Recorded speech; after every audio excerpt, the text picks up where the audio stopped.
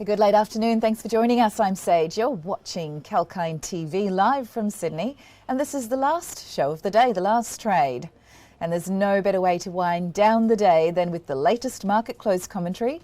And in today's show, we'll take a look at the overall ASX 200's performance of the day and also explore the gainers and the losers. And this will be followed by the shares that grabbed the limelight today, such as Collins Foods Limited, Star Entertainment Group Limited, EZZ Life Science Holdings Limited, and many more.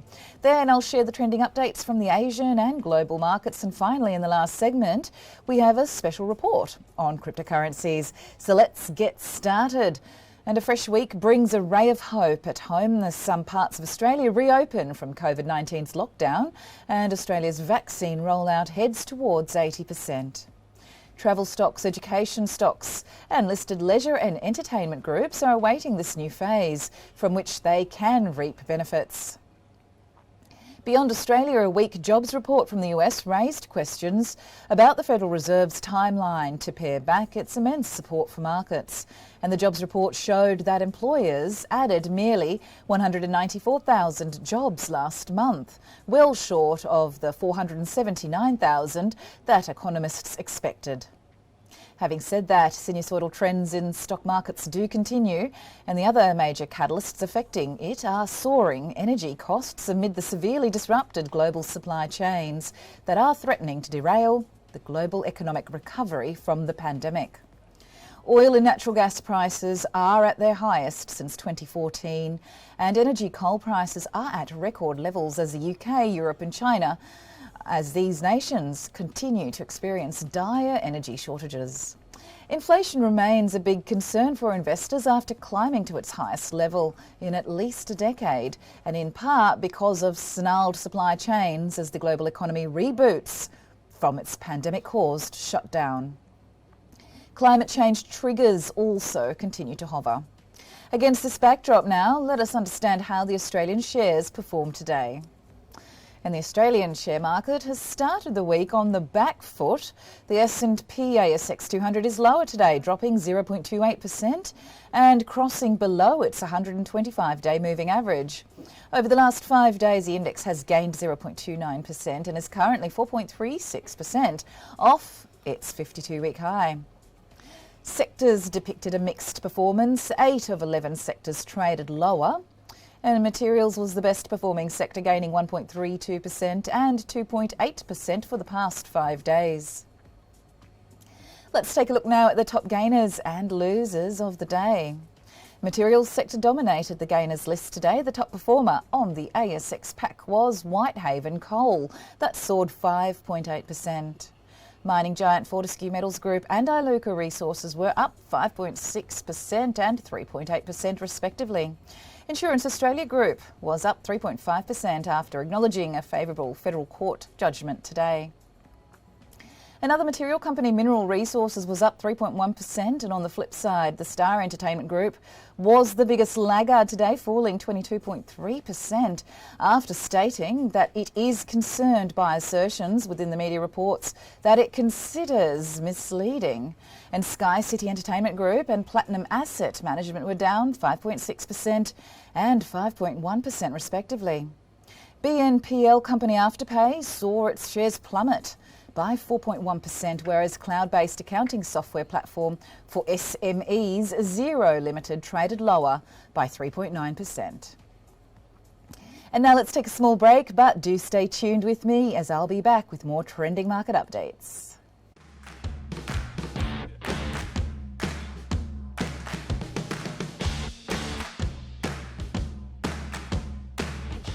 Tune in to get the latest information. Whether it's about market movements or the currency graph, Sectoral coverage or industry news. we cover it all on our news segments.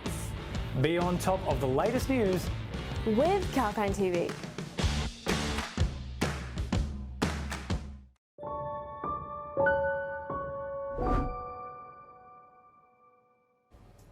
Hello and welcome back. Sage here with the Market Close commentary by Kalkine TV. And let us now shift our focus to the stocks that fetched the investors' attention today. First update comes in from the Star Entertainment Group, who saw its shares plummet by over 19% after the company stated that it is concerned by a number of assertions within the media reports that it considers misleading. The gambling and entertainment company will take the appropriate steps to address all allegations with relevant state and federal regulators and authorities. The Star operates in a heavily regulated industry and they are subject to thorough and ongoing regulatory oversights, including compliance checks and reviews across the company's operations in New South Wales and Queensland. Also in the news today, CIMIC Group's UGL has been awarded contracts in the resources and utilities sectors with a total revenue of Australian $135 million. The group is pleased to again work with Viva Energy and Powerlink to support critical infrastructure for communities around the country. Both contracts are effective from October 2021. Shares, however, dropped by 0.5%.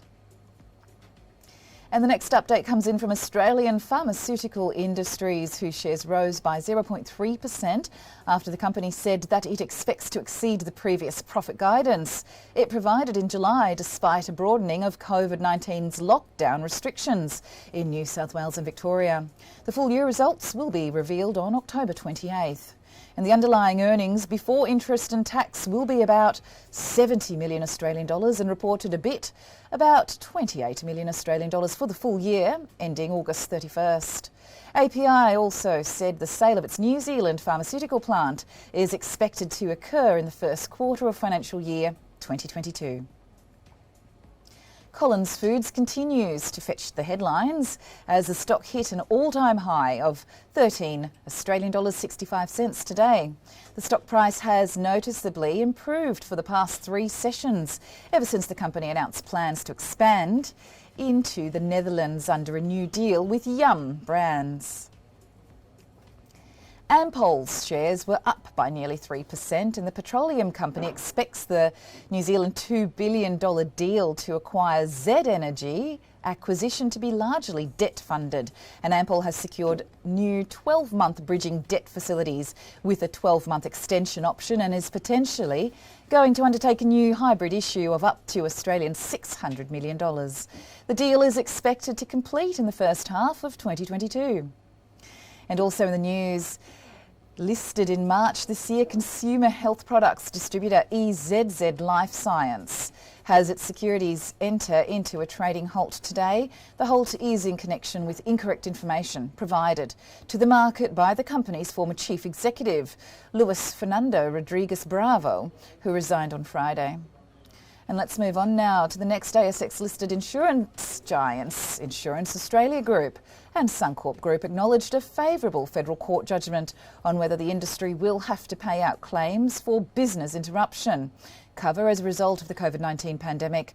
Both insurers are set to review provisions taken for the prospect of paying out thousands of claims to small businesses affected by lockdowns. Insurance Australia shares rose by over 3%, whereas Suncorp Group marked an uptick of nearly 0.5%. And the last news in this segment is a real estate company, Hotel Property Investments, has acquired the Ball Court Hotel Sunbury for a total purchase price of Australian $7.6 million. The property comprises the Ball Court Hotel, 4 retail tenancies and an adjoining residential property that will provide future expansion potential for the hotel. It has also agreed to fund $0.3 million Australian dollars of capital upgrade works to the hotel. Hotel Property Investments traded lower by 0.8% today. And now we'll take another small break, but do stay tuned with me. I'll be back with more trending market updates.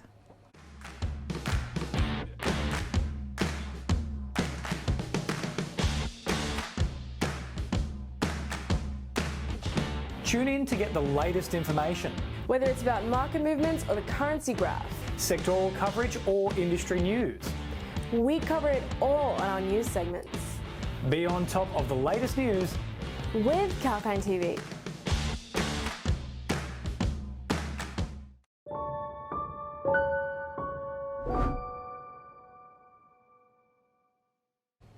Hello, welcome back. Sage here with the market close commentary by Kalkine TV.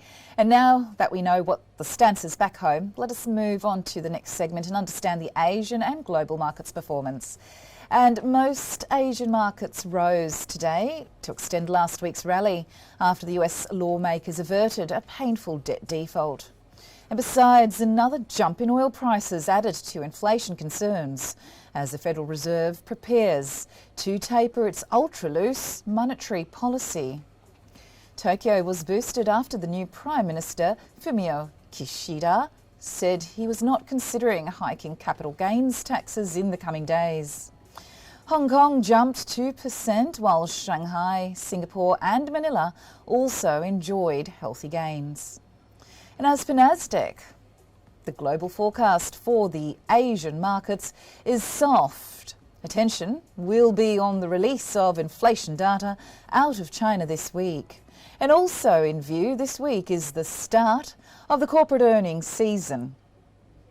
US equities declined on Friday after jobs growth data fell significantly short of expectations, but also showed a jump in earnings. Investors had also pegged the central bank to begin lifting short-term interest rates late next year.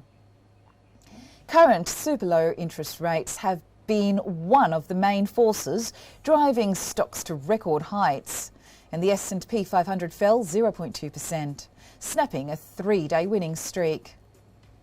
The Dow Jones Industrial Average fell 8.69 points and the Nasdaq Composite slid as well, 74.48 points. And we've now reached the last segment of the show. Let's take a quick look over the buzzing crypto markets performance. And the cryptocurrency prices were in a mix of red and green today. The global cryptocurrency market cap marked an uptick of 0.18% increase over the last day and stands at nearly US $2.32 trillion. Bitcoin traded above 56,000 US dollars and its dominance is currently 45%. Ethereum traded in the red, down 0.6%, and Cardano is down as well, 1.3%.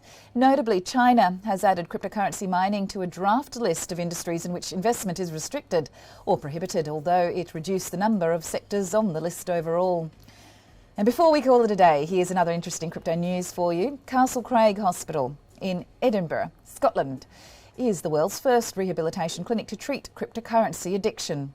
Given that interest in cryptocurrency trading is spreading like wildfire across the world, the hospital itself has seen a significant rise in the number of inquiries for its cryptocurrency rehab program. And with that, that's a wrap, folks. Hope you found the market closing commentary informative. We will be back on tomorrow live from Sydney at 9:30 in the morning with our first report on the pre-market scenario. Till then, take care and stay safe. This is Sage signing off.